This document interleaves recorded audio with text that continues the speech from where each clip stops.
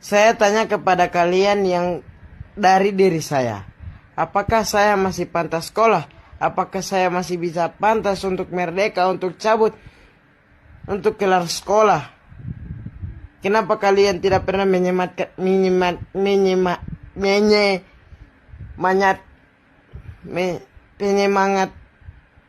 menyemangati aku? Kenapa? Karena aku ganteng. Assalamualaikum warahmatullahi wabarakatuh. Perkenalkan, nama saya Faisal Ginanda.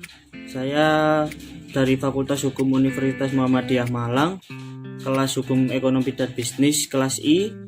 Sini pada video ini saya akan menjelaskan penjelasan singkat tentang kepailitan dan penundaan kewajiban pembayaran utang atau yang disingkat PKPU. Kita langsung saja ke definisi.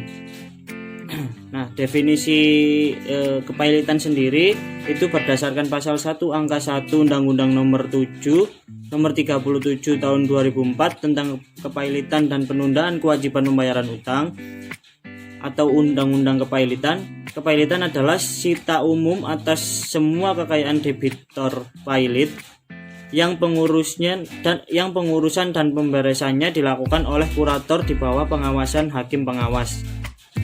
Nah, sedangkan PKPU sendiri di dalam Undang-Undang Kepailitan tidak didefinisikan, akan tetapi ada rumusan pengaturan mengenai PKPU dalam Undang-Undang Kepailitan. Dan kita dapat melihatnya bahwa PKPU sendiri adalah sebuah cara yang digunakan oleh debitur atau kreditur. Dalam hal debitur atau kreditur, penilaian debitur tidak dapat atau diperkirakan tidak akan dapat lagi melanjutkan pembayaran utang-utangnya yang sudah jatuh tempo dan dapat ditagih, dengan maksud agar mencapai rencana perdamaian atau termasuk tawaran pembayaran sebagian atau seluruh utang kepada kreditur antara debitur dan kreditur agar debitur tidak perlu dipailitkan. Bisa melihat pasal 222 Undang-Undang Kepailitan, pasal 228 ayat 5 Undang-Undang Kepailitan.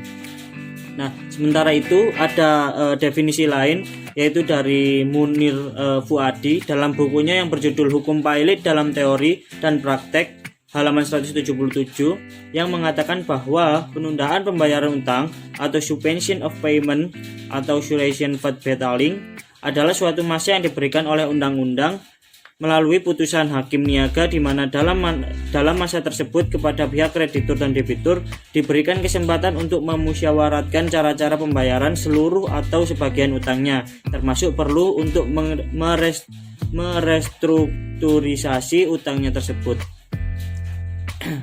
Selanjutnya kita beralih ke syarat-syarat kepailitan dan asas-asas kepailitan. Yang pertama adalah syarat kepailitan. Yang pertama yaitu seorang debitur haruslah mempunyai lebih dari satu hutang. Yang kedua, pernyataan pailit oleh pengadilan niaga.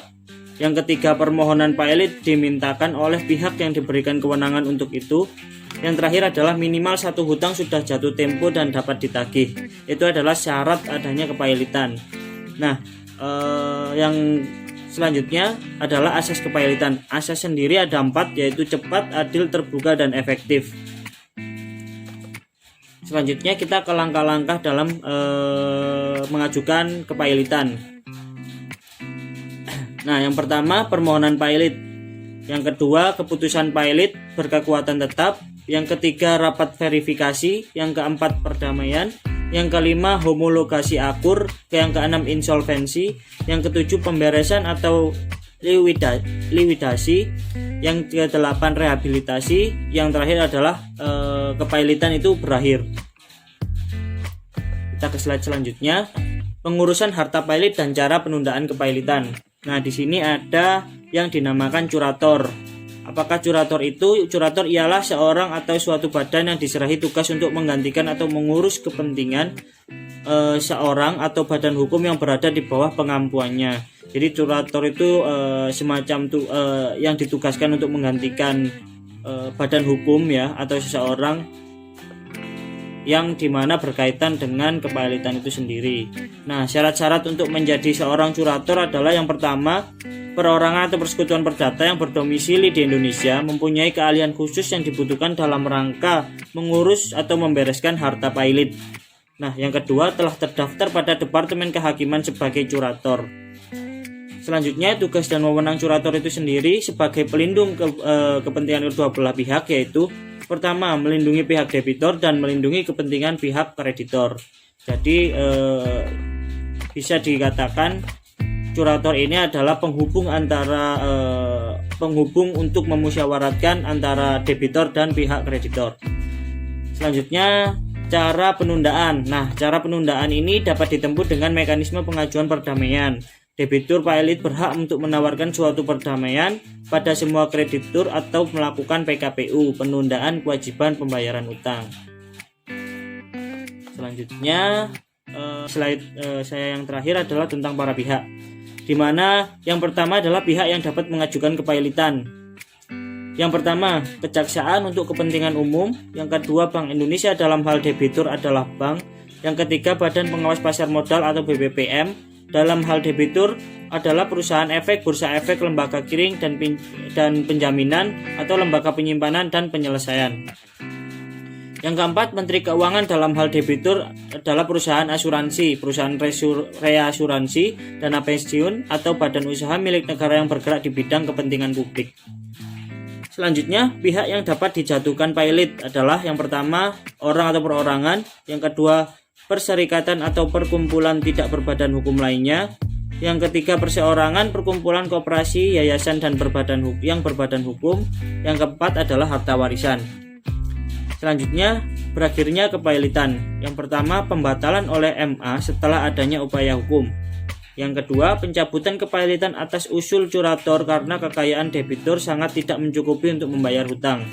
Yang ketiga, pemberesan. Yang keempat adalah perdamaian. Nah, mungkin sekian yang bisa saya jelaskan dari PPT saya. Mohon maaf jika ada kurang-kurang kata ataupun kesalahan, karena di sini kita saling belajar aja ya. Mungkin itu saja. Assalamualaikum warahmatullahi wabarakatuh. Jangan lupa di subscribe.